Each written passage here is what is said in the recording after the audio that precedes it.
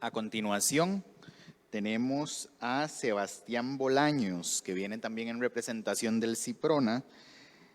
Él fue estudiante de química, bachiller hasta octubre anterior, y la presentación que nos va a hacer el día de hoy es respecto al proyecto de investigación, al trabajo final de graduación, con el cual buscó la licenciatura en química acá en la Universidad de Costa Rica. El proyecto se desarrolló entre agosto del año anterior y agosto de este año, en conjunto con el CIPRONA y el CELEC, bajo la dirección del doctor Ricardo Hidalgo. El tema del trabajo es titulado Respiración anódica en pseudomonas pútidas para la electrofermentación de glicerol. Le damos un fuerte aplauso.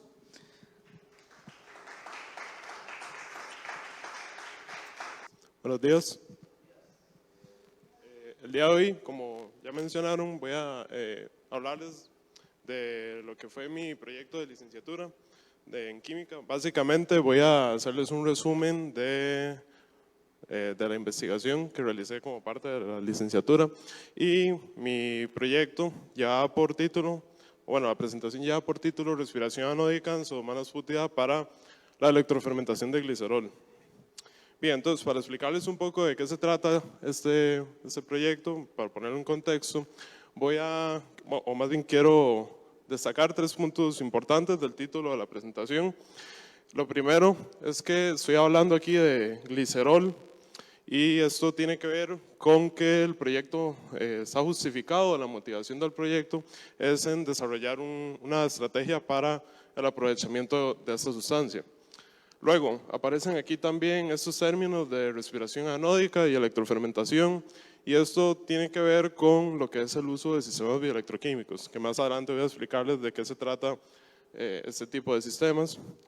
Y por último, es que estamos hablando de una plataforma biológica, estamos utilizando una plataforma biológica, que en este caso es Pseudomonas putida, que es una bacteria. Y bien, entonces, para iniciar con el primer punto, quiero iniciar con plantearles esta pregunta, que es ¿por qué estoy hablando de aprovechamiento de glicerol? Y esta pregunta es válida porque en realidad el glicerol es una sustancia bastante útil, tiene variedad de aplicaciones industriales, se utiliza en la industria alimentaria, también en la formulación de productos de cuidado personal y cosméticos. Entonces, si es una sustancia útil, ¿por qué es que queremos buscar nuevas aplicaciones? Bien, para poder responder esto tengo que referirme a la relación que tiene el glicerol con el biodiesel. Y es que en realidad cuando se produce biodiesel se genera glicerol como subproducto. Durante los últimos 20 años la producción de biodiesel ha aumentado significativamente, lo cual ha generado un sobreabastecimiento de glicerol, y en muchas ocasiones entonces se ve a esta sustancia como un desecho. Entonces, en este escenario existe una motivación válida para buscar nuevas aplicaciones de esta sustancia, y una forma de hacerlo es mediante su conversión química a sustancias de valor agregado. En ese sentido, un ejemplo es la conversión del glicerol a compuestos de valor agregado, como pueden ser el carbonato de glicerol o la dihidroxiacetona, que esto nos da un beneficio, o existe un beneficio económico neto en este proceso, y además tiene la ventaja de que son compuestos químicamente o estructuralmente similares al glicerol, propiamente el glicerol. Entonces, para poder hacer estas conversiones químicas a productos de valor agregado, podemos utilizar distintas opciones. Se puede hacer a través de métodos de síntesis química convencional, pero una alternativa conveniente es utilizar microorganismos, que es lo que llamamos bioconversiones. Y esto es conveniente por distintos motivos. En primer lugar, se puede realizar en condiciones suaves, y con esto me refiero a condiciones de presión y temperatura cercanas a las ambientales, y además se pueden realizar se reduce el uso de reactivos tóxicos. Y dentro de las opciones que tenemos para hacer bioconversiones están el uso de sistemas bioelectroquímicos. Que esto nos lleva al segundo punto clave que les había mencionado al inicio. Entonces, ¿en qué consiste un sistema electroquímico? Básicamente, un sistema de este tipo es cualquier celda electroquímica en la cual se combine propiamente los procesos electroquímicos, lo que tiene que ver con electrodos, un circuito, una disolución iónica, con actividad microbiana o con biocatálisis. Y esto en general se utiliza para producir electricidad o bien, que como nos está interesando en este caso, como método de síntesis química. Existen variedad de configuraciones de sistemas bioelectroquímicos. Quizá el que tiene una mayor trayectoria o el que es más conocido son las celdas microbianas de combustible, que estas básicamente se utilizan para producir electricidad. Lo que se tiene aquí es que se sitúan los microorganismos en un ánodo y se usan como biocatalizadores para oxidar una fuente de carbono. Aquí los electrones se extraen y se acopla con la reducción de un aceptor de electrones que por conveniencia se suele utilizar oxígeno. Entonces básicamente estos sistemas actúan como una batería. Hay otros sistemas, sin embargo, que no generan electricidad, sino que más bien se les aplica corriente o se les aplica una diferencia de potencial para promover procesos termodinámicamente desfavorables. Un ejemplo de esto son las celdas microbianas de electrosíntesis. De nuevo, aquí lo que tenemos son microorganismos en un ánodo, pero en este caso se va a acoplar este proceso con la evolución de hidrógeno en un cátodo. También existen otros sistemas que son celdas microbianas de electrosíntesis, en las cuales también podemos tener microorganismos en un ánodo, o bien se pueden tener los microorganismos en un cátodo, lo que llamamos un biocátodo, que la ventaja de esto es que nos permite inclusive fijar dióxido de carbono. Bien, nos interesa un tipo específico de sistema que son una celda electrofermentativa, que básicamente esto es una celda de electrosíntesis en la cual se aplica un potencial electroquímico, un electrodo para controlar el estado redox de un microorganismo, de una bacteria en este caso.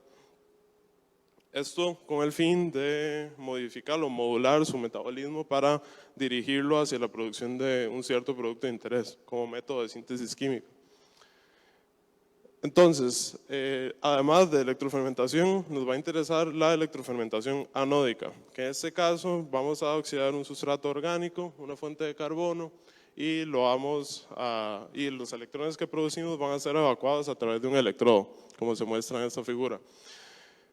Esto es lo que llamamos respiración anódica, que es el otro término que aparecía en el título de la presentación. Bien, en la electrofermentación anódica, la totalidad de los electrones pueden ser evacuados a través del electrodo, o bien parcialmente puede ser redirigido al metabolismo microbiano para que se produzca una sustancia, un subproducto parcialmente reducido. El cómo funciona esto depende de la plataforma biológica o de la bacteria que estemos usando. Entonces nos lleva al tercer punto que había mencionado, que es el uso de Pseudomonas putida. La elección de esta bacteria se hace porque es un microorganismo que ha traído bastante atención desde el punto de vista biotecnológico por distintos motivos. En resumen, es un organismo no patógeno y además es compatible con manipulación genética. Es un organismo robusto y con eso me refiero a que es robusto en términos de resistencia a estrés oxidativo, también es resistente a variaciones osmóticas, variaciones de temperatura, a presencia de toxinas. Pero este microorganismo tiene una limitante y es que es un aerobio estricto. Y con esto, esto significa que el microorganismo solo funciona o solo puede crecer en condiciones o en presencia de oxígeno. Y eso es un problema cuando se quiere plantear o desarrollar un bioreactor a escalas industriales. Esto se debe a que en reactores de volúmenes grandes, aerear o oxigenar el medio se vuelve muy costoso en términos energéticos y por tanto en términos económicos. Entonces, en ese sentido, la electroquímica representa una herramienta que nos permite promover ese metabolismo anaeróbico mediante el uso de la respiración anódica. Para que esto ocurra, necesitamos conectar, digamos, la transferencia de electrones de un microorganismo con el electrodo. Y en microorganismos eso puede ocurrir de distintas maneras. En Pseudomonas putida ocurre en una modalidad que es facilitada por un mediador. En este caso, este mediador es una sustancia que entonces nos permite unir esta transferencia de electrones desde la bacteria con el electrodo. Y es el mediador que vamos a utilizar, es esta sustancia, es un mediador exógeno. Con exógeno quiere decir que es una sustancia artificial que se introduce en el medio con este fin, y estamos usando esta molécula que es ferricianuro. El ferricianuro es un complejo, es hexacianoferrato de hierro 3, que lo elegimos por distintos motivos. En primer lugar es porque tiene un buen rendimiento con Pseudomonas putida, pero además de eso es bastante conveniente en electroquímica porque es un complejo relativamente estable y además tiene buena cinética electroquímica con variedad de materiales de electrodos. Existen investigaciones que han utilizado Pseudomonas putida en sistemas bioelectroquímicos y en ese sentido la iniciativa está bastante dirigida a esto, a habilitar su funcionamiento anaeróbico en una celda. Quizá el antecedente más relevante es esta investigación de 2016, en la cual por primera vez se demostró que se podía promover su metabolismo anaeróbico al utilizar una celda electroquímica para la producción bioquímica, que es lo que nos interesa. Pero en este caso usaron como sustrato, como fuente de carbono, glucosa. Bien, entonces la investigación de nosotros tenía como objetivo desarrollar un sistema en el cual se pudiera de igual manera promover su metabolismo anaeróbico, pero utilizando como fuente de carbono glicerol. Con esto ya puedo entonces pasar a describir qué fueron los experimentos que realizamos nosotros propiamente. Para empezar con eso, debería mencionar algunas características que tenía la celda o el sistema que usamos. Y en primer lugar es que estamos hablando de respiración, de electrofermentación anódica, y para conseguir esto se necesita, como ya he mencionado, aplicar un potencial en un electrodo, y un potencial conocido. Y para conseguir esto necesitamos usar lo que es una celda o un sistema de 3 electrodos. Aquí básicamente lo que vamos a tener es, como ya había mencionado, el ánodo, donde están los electrodos, que vamos a llamar electrodo de trabajo. Tenemos también un electrodo de referencia y un cátodo, que vamos a llamar contraelectrodo. Ese es el diagrama de circuito de este sistema, diagrama simplificado, donde vamos a tener los 3 electrodos que están controlados por ese dispositivo que es un potenciostato. Y lo que hace el potenciostato es que nos da una lectura válida y constante del potencial en el electrodo de trabajo al medirlo con respecto a un electrodo de referencia. A su vez, el potenciostato nos va a permitir o va a modular el contraelectrodo para que exista o para que se genere el paso de corriente necesario en el electrodo de trabajo. Aparte de que tenemos que usar un sistema de 3 electrodos, también elegimos para el material del electrodo de trabajo fieltro de carbono. Este material es como una espuma de carbono que tiene un área superficial elevada, que es deseado en el sistema. Además, el carbono es un material conveniente porque es biocompatible y también es estable en las ventanas de potenciales que estamos trabajando.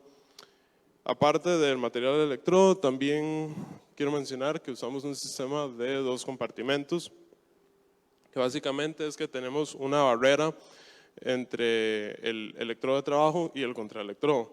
Esa barrera es una membrana de intercambio catiónico que lo que permite es el paso de iones entre los 2 compartimentos, pero el paso de iones para que exista un contacto eléctrico en el sistema, pero no impide el paso de otras especies químicas para que no exista contaminación entre el contraelectrodo y el electrodo de trabajo. Bien, este es un dibujo propiamente del sistema que construimos. Aquí lo que tenemos es una celda tipo H, ya había mencionado, 2 compartimentos, y del lado izquierdo tenemos el compartimento del electrodo de trabajo. está propiamente este electrodo de trabajo, que es el fieltro de carbono, un electrodo de referencia de plata, cloruro de plata, y tenemos dos puertos para la entrada y salida de, en este caso, nitrógeno, de un gas inerte, que lo que permite es desplazar el oxígeno presente en el sistema y además impide la entrada de aire para poder obtener un ambiente anaeróbico. Del otro lado, del lado derecho, aquí tenemos el contraelectrodo, que también se usa fieltro de carbono. Entre los dos compartimentos, como ya he mencionado, hay una membrana de intercambio catiónico. Y bien, aquí tenemos una fotografía del sistema ensamblado. De ese lado, del lado izquierdo, tenemos el compartimento del contraelectrodo, que tiene esa coloración amarilla, que eso se lo da el ferricianuro, el mediador. Y aquí, bien, sí, aquí esto es un video del momento en el cual se introducen las bacterias dentro del sistema. Aquí también quiero señalar que podemos observar un burbujeo, que ese es el burbujeo del nitrógeno, del gas inerte, para mantener en todo momento el ambiente anaeróbico en la celda.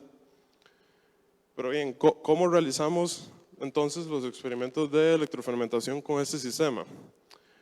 Básicamente los procesos que nos interesan van a ocurrir de ese lado, del lado del electrodo de trabajo, donde vamos a tener entonces el mediador, esa sustancia que le da la coloración amarilla, que es el ferricianuro, y aquí vamos a tener también la fuente de carbono, que es el glicerol. Ahí van a estar situadas entonces las bacterias y cuando ya está todo el sistema ensamblado, entonces podemos aplicar el potencial de trabajo, que es el que se basa en la electrofermentación, que en este caso es de 0.7 voltios contra el electrodo estándar de hidrógeno. Se van a registrar entonces la corriente producida en el sistema y también se van a tomar muestras de la disolución para ir determinando cómo cambia la concentración de glicerol durante el ensayo. Entonces veamos los resultados que se obtienen. Primero, empecemos con la respuesta de corriente. Este gráfico es lo que se llama la cronoperometría. Básicamente, lo que se tiene es que cuando se le aplica el potencial a esa celda, entonces se registra la respuesta de corriente. Esa corriente, que aquí está expresada como esta J, es densidad de corriente, está normalizada con el área del electrodo. Entonces se grafica esa corriente con respecto al tiempo. Y lo que obtenemos es que antes de introducir las bacterias en el sistema no hay corriente. A pesar de que ahí está el glicerol y está el mediador, están los dos juntos en la celda, pero en el momento en el que se introducen las bacterias, que actúan como biocatalizadores, entonces se empieza a generar corriente y esa corriente se mantiene con el tiempo. Cuando vemos la concentración de glicerol, lo que observamos es que la concentración disminuye a lo largo del ensayo y podemos alcanzar o alcanzamos un consumo máximo de glicerol del 25% de la concentración inicial durante 11 días de electrofermentación. Hicimos un experimento de control en el cual no estamos, en este experimento biótico sin glicerol, no estamos añadiendo la fuente de carbono, que a final de cuentas también es la fuente de electrones que nos da la corriente. Entonces lo que observamos es el comportamiento esperado, que es que la corriente generada es menor. Aún así se genera una cierta magnitud de corriente porque las bacterias que estamos introduciendo tienen un poder reductor remanente que puede interactuar con el mediador, pero ese comportamiento se va haciendo menos relevante con el tiempo. Por último, hicimos micrografías de microscopio electrónico de barrido, de SEM, del electrodo luego de los experimentos del electrodo de trabajo, que estas son las fibras del electrodo, que podemos observar que hay una cobertura bacteriana amplia en estas fibras y también al acercarnos podemos identificar evidencia de sustancias poliméricas extracelulares, que esto básicamente son características de la formación de una biopelícula. Esto, por tanto, es un indicador de una interacción favorable de las bacterias con el electrodo. Bien, con esto para ir terminando, entonces puedo dar algunas conclusiones. En la investigación conseguimos construir un sistema electroquímico que es apropiado para hacer electroquímica con biocatalizadores y además demostramos que la degradación de glicerol es posible al utilizar con Pseudomonas putea un ambiente anaeróbico. Y muchas gracias por su atención.